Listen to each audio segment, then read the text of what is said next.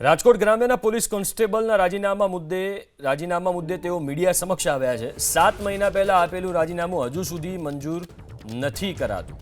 રાજીનામું મંજૂર કરવા અનેક વખત ઉચ્ચ અધિકારીને રજૂઆત કરી છે। સાગર ઝાપડિયા રાજીનામું મંજૂર કરવા માટે રજૂઆત કરી છે। સાગર ઝાપડિયાનો સતત માનસિક ત્રાસ અપાતો હોવાનો આરોપ છે। કોઈ પણ કારણ વગર 100 કિલોમીટર દૂર બદલી કરાતી હોવાનો આરોપ। મને અને મારા પરિવારને સતત ધમકી અપાતી હોવાનો પણ સાગરભાઈ આરોપ લગાવ્યો છે।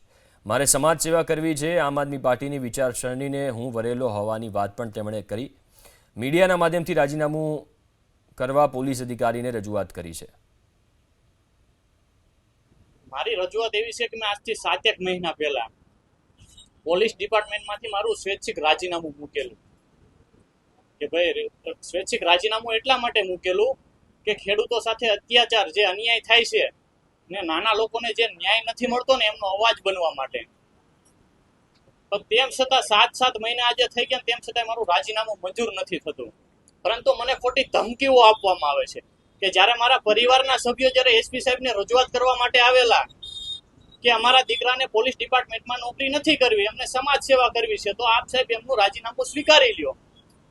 તો ખરેખર મને ન્યાય આપીને મારું રાજીનામું સ્વીકારવું જોઈએ। તો મને ન્યાય આપવાને બદલે એસપી સાહેબ દ્વારા મને એવું કહેવામાં આવ્યું, મારા પરિવારને એવું કહેવામાં આવ્યું કે તમારા દીકરાને કયો સુપસાપ નોકરી કરે, જો નોકરી નહીં કરે ને સુપસાપ તો એમને ખોટા કેસ કરી અને લોકઅપમાં બેસાડી દેશું, એમની જિંદગી બરબાદ કરી નાખશું, એમનું કરિયર જ્યાં ચાલુ નહીં થાય ને એ પહેલા પૂરું કરી દેશું। હવે વિચાર કરો, જે રક્ષક છે, જે ખાખી પહેરે છે અને ખાખી જો હણશે તો આમ જનતાનું શું થશે?